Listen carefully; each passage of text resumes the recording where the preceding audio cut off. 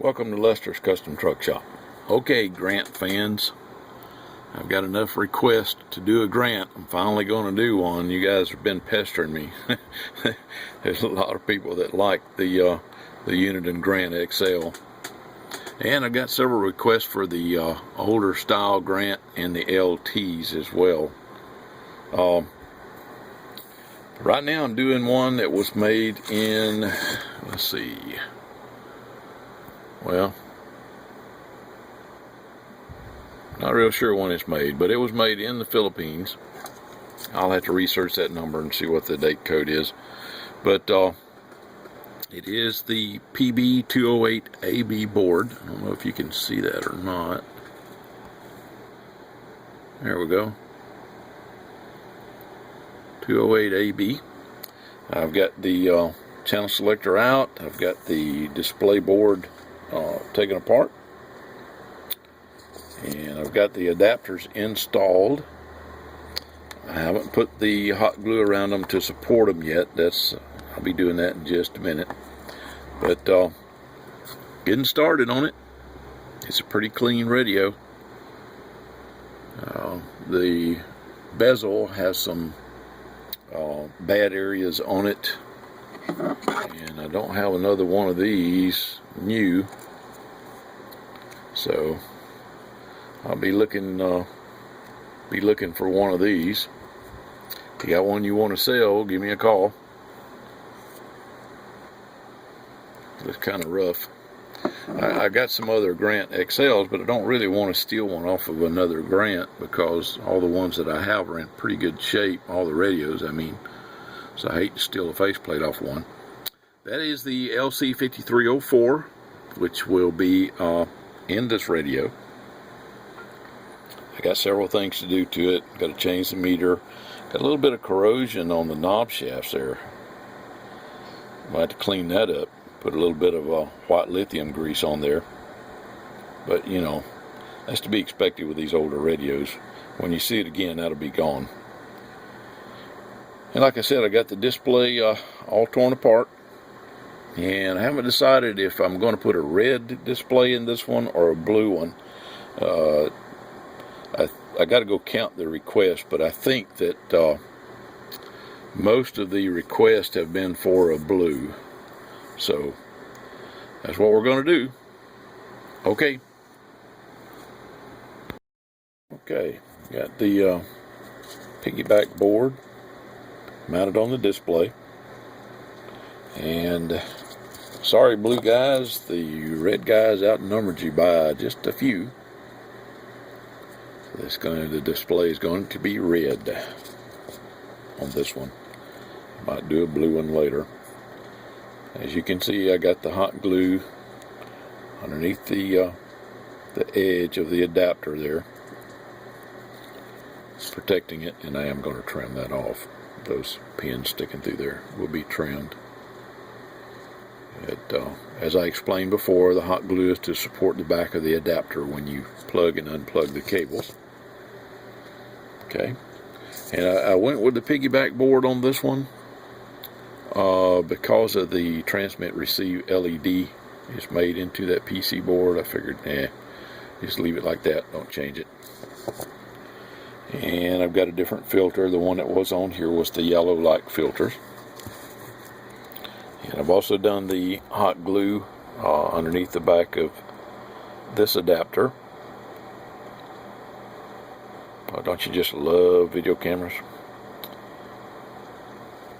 Okay, and I'm still working on doing the things to the board. I need to replace the diodes 2122 with Schottky's, and the noise blanker 1 and 2, D1 and D2, and I've got to put the high gain transistor in Q14 spot on this radio. It's Q14, not TR14. Alright. Okay folks, I did find a problem with this board. Whoever did the clarifier mod on it must have used a Weller soldering gun. This kind of stuff really, anyway, I won't get on that soapbox. I actually lifted the run. I've cleaned it up pretty good. And you can see, let me get something to point with. This spot right here is where the red wire came in and went down and connected to R174 here. Okay. The problem is that when they tried to do the clarifier mod, they must have overheated it or something and lifted the run. They did that down here on this end of the resistor too, but they left enough of the solder area on that one. I was able to put the resistor. So what I did was stick the end of the red wire into the same hole as a new resistor, because they had taken the resistor out and put a wire in there. Obviously whoever did the mod had no idea what they were doing. Either that or they were following something on YouTube telling them how to do it, whatever. There you can see the red wire right with R174. Let me get my big old fingers in there and I'll wiggle the wire around. Right there. Okay. That's the red wire coming from the clarifier that was in this header right there. They took the header out and put the wires directly in the hole, which I don't understand why they did that either. And they left R44 in there. So I took R440 out, R44 out, and put R174 back in. Actually, I put a 10K instead of a 12K back in. But that'll take care of that problem. I mean, the clarifier will work correctly. I'll make sure of that. And since I've done that, we really don't need that other run, but it just, man, something like that just irritates me. Why would you do that? You know, if you don't have the right equipment to solder, then don't do it. Wait until you can buy it. Radio Shack sells a simple little pencil soldering iron for less than $20. Anyway, I won't call the person an idiot because they may have been desperate. Maybe they didn't have the money to go buy the right tools or didn't have the money to pay somebody to do it, but it caused a problem with this radio. But we've got it taken care of now. The red wire is connected to the end of R174 like it should be. Okay? And continuing on. Okay, folks. Got the Schottky's in. The 2122. That's those little blue diodes that we're looking at right there. And of course, D1 and D2. Got those both replaced with Schottky's. And I've got the high gain transistor in place of Q14. That's the 1675 Yankee. Those are the ones I use instead of the 2999. Actually has more gain than the 2999. Only thing you have to be wary of is that the leads are not the same, so a certain way that it has to go in. I've got the hot glue around the adapters. I think I've already told you that, to support them when you're plugging and unplugging the cable. R95 has been replaced with a 1.2 megohm. I got the snafu around the clarifier all cleaned up and corrected. Couldn't use the 3 holes where the header used to be, so what I did was put them in other places that accomplish the same things. Alright, we're getting there. It's going to be a nice radio when I get through with it.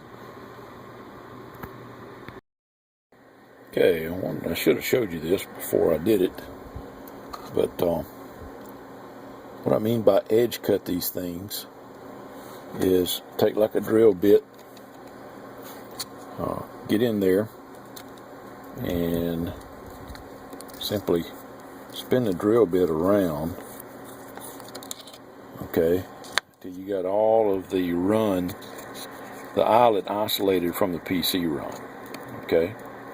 See, I got these other ones done, so that when you put that display through there, there's no way it can touch. If I can get the camera to focus a little better, y'all see that? See how it's cut away, the edge is cut away from the run, so that when the pins of the display stick through there, it can't touch the old PC runs, especially these two right here, because they are connected together, and that'll mess you up. Okay, got the board mounted, and just test fitting the faceplate, see how it looks behind it. Looks pretty good, I think. And we've got the Schottky diodes installed. We've got the high gain receive transistor installed in place of Q14. We've done the LesComm Deluxe Clarifier mod. I've got to hook the wiring up for the LC5304 counter. The radio's been broadbanded, both transmit and receive. And of course I got to clean this faceplate up. I got a new faceplate decal coming for it. And once we get that, we'll get that installed and get the radio all cleaned up, put back together, and it will be on eBay. eBay ID LCTS03. Still got to do the power test and show you how the power came out, but God, the receiver is just awesome on this radio.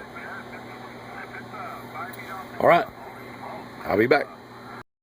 Okay, wanted to show you the inside of the radio. I've got everything installed. Kit's all mounted. Everything's tied down.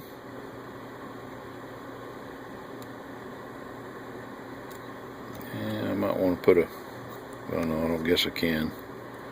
Started to say I'd put a wire tie there holding that, but they go in different directions, so can't really do that.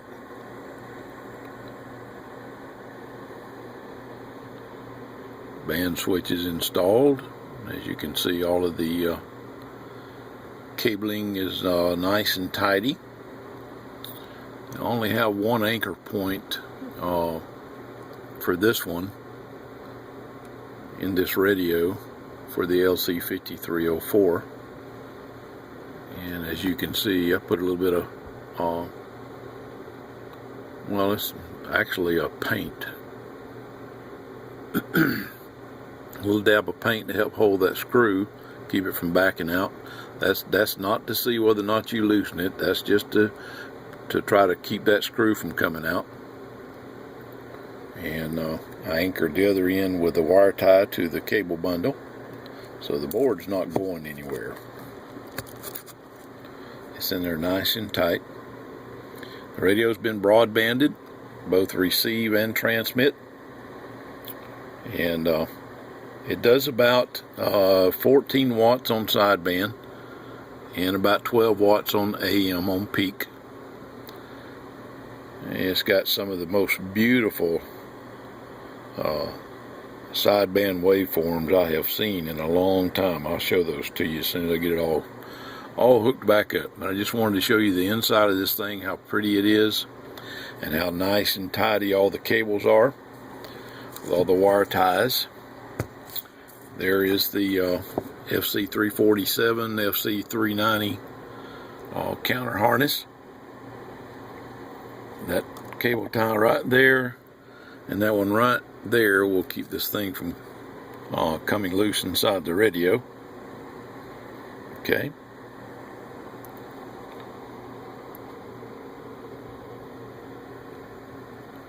There you go. There's the inside of it. The only bad spot on the bottom of the board is right there where somebody tried to do the clarifier mod and didn't know what the heck they were doing.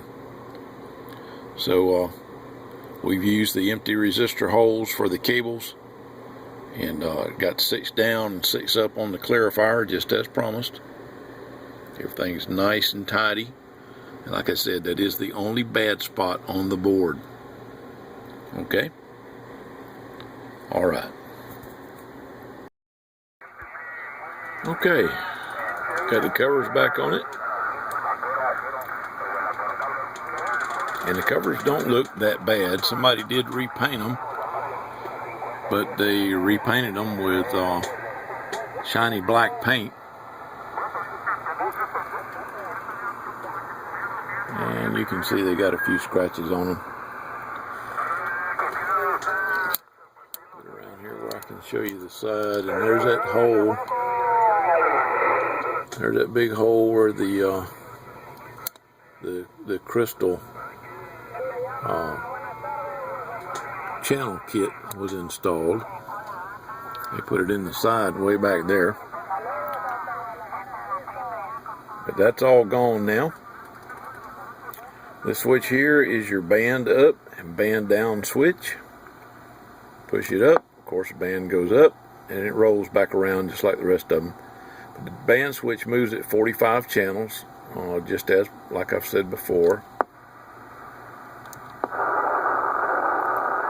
That's channel 1. 41.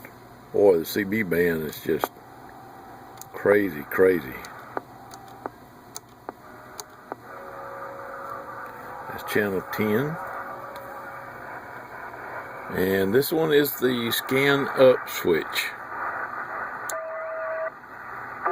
Now it is manual. It's not squelch operated. So if you hear something that you want to listen to, you have to stop it. Okay, and then you can listen.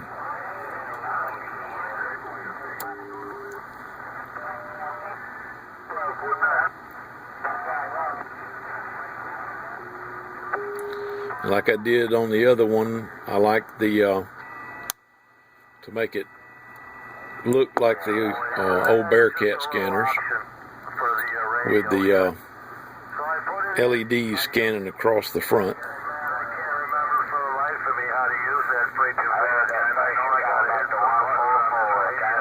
The radio has an excellent receiver.